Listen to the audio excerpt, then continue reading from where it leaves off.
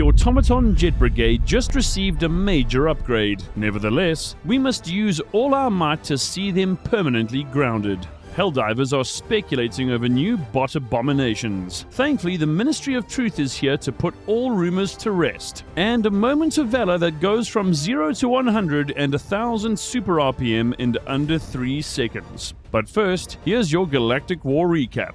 Welcome to today's episode of the Liberty, noble Helldivers. As ever, I'm your patriotic host, Vanguard, joined in studio by the straight-shooting and occasionally orbital bombardment-happy Helldiver Interloper. Operation Debt Collector was a resounding success, but the Galactic War is far from over.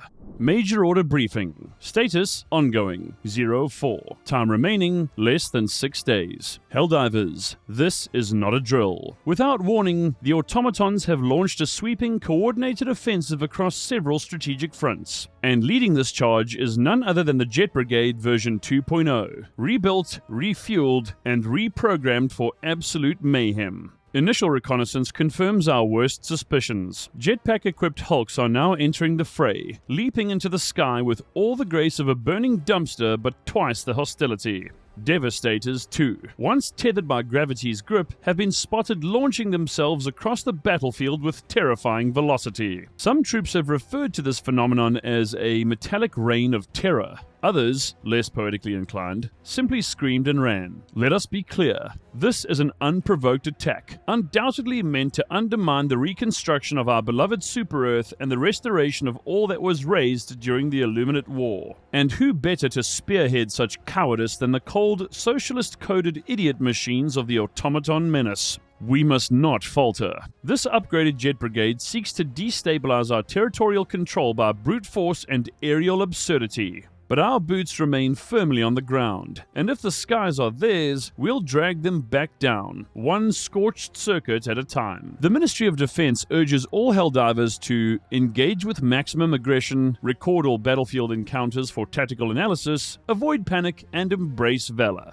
The first defense operations have yet to be secured, but the tide will turn, provided we all hold the line, of course. Remember, jets or not, no machine will ever match the raw, poorly restrained tenacity of a Helldiver armed with a Punisher and a dream. For Super-Earth, for freedom. Hold the skies, or bring them down.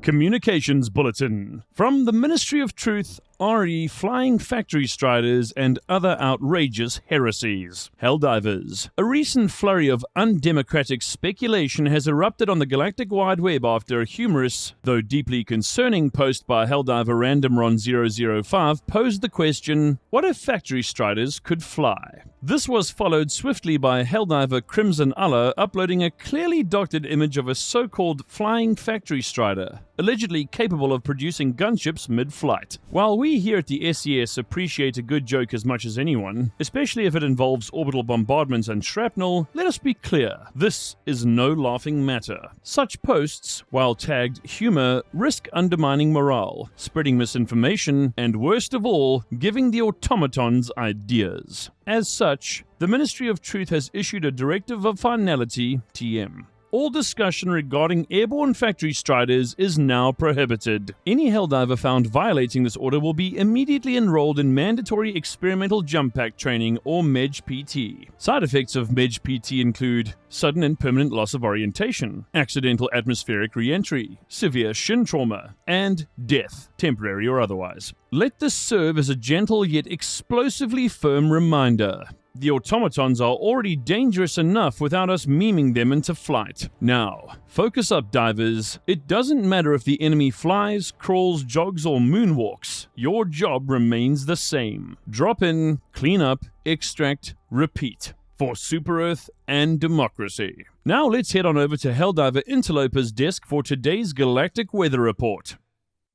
Good morning, Helldivers. Grab your cape and shovel. It's time for your planetary forecast, because the only thing deadlier than democracy is today's weather. Let's start with planet Iron 5, currently covered in thick fog and a full infestation of Illuminate squid lords. Visibility is so low, even your squad mates will look like shimmering death rates. Recommended gear, thermal vision, panic grenades, and a strong moral compass. But mostly thermal vision. On the bright side, the fog gives you just enough time to almost see that overseer plasma beam before it erases you from existence. So that's fun. Over on planet Terek, things are colder than an automaton's sense of compassion. Sub-zero temperatures and frequent meteor showers are pounding the surface harder than a hellpod on happy hour. Terminids are crawling all over, seemingly unfazed by being repeatedly pelted from orbit like bug-flavored hail. Pro tip: meteors can kill bugs and Helldivers, but mostly Helldivers. Keep your head down or kiss your helmet goodbye. And remember, whether it's fog, ice, or explosions from orbit, every forecast ends in freedom. And now for today's Moment of Valor. Spin to win. Today's Moment of Valor comes courtesy of Sergeant Warbuff, a proud new recruit in the Super Earth Salute official Super Discord, and someone who clearly knows how to turn even the most absurd combat scenario into an act of sheer democratic brilliance. The clip opens with Sergeant Warbuff seated in a fast recon vehicle, poised and patient, an image of calm before the storm. Suddenly, an automaton berserker charges into frame. Warbuff, seizing the initiative, throws the FRV into reverse, intending to meet the threat head-on. And then, things get weird. Somehow the berserker becomes lodged in the chassis of the FRV, and what follows is nothing short of vehicular interpretive dance. The FRV flips, spins, and break dances in place, in a display so baffling that the Ministry of Science has launched a full investigation into the matter. Though shaken, Sergeant Warbuff survived, demonstrating not only courage and battlefield awareness, but also what we now believe to be an iron-lined stomach, capable of withstanding the most turbulent of rides. We here at the SCS salute Sergeant Warbuff for his bravery, resilience, and total lack of motion sickness in the line of duty.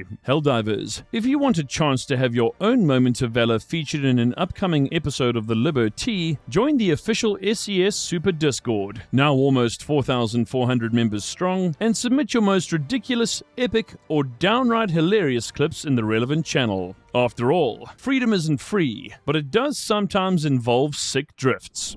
And now for the Super Earth Art of War. Eyes in the back of your helmet. A wise Helldiver once said, "If I die with my back turned, it's your fault." And while the Ministry of Truth officially denies the existence of posthumous blame shifting, they absolutely endorse the underlying message. In the fires of battle, amidst the chaos of orbital strikes, bug bile, and screaming democracy, one truth remains constant. You can't watch every direction at once. And if you think you can, congratulations. You've either transcended human limits or are already dead. That's why watching your squadmate 6 isn't just protocol, it's philosophy. You are not 4 individuals with big guns. You are a quadrupedal hive mind of liberty, each member responsible for the lives of the others, and ideally, the lives of some innocent super citizens who wandered into the crossfire because they heard a noise. Letting your buddy get flanked by a stalker, trampled by a strider, or lovingly embraced by a berserker is not just a tactical error, it's anti-democratic negligence. If you can shout "behind you," but choose instead to reload your Punisher plasma, that's treason in its mildest form. So be vigilant, be present, be the eyes your teammate doesn't have on the back of their head.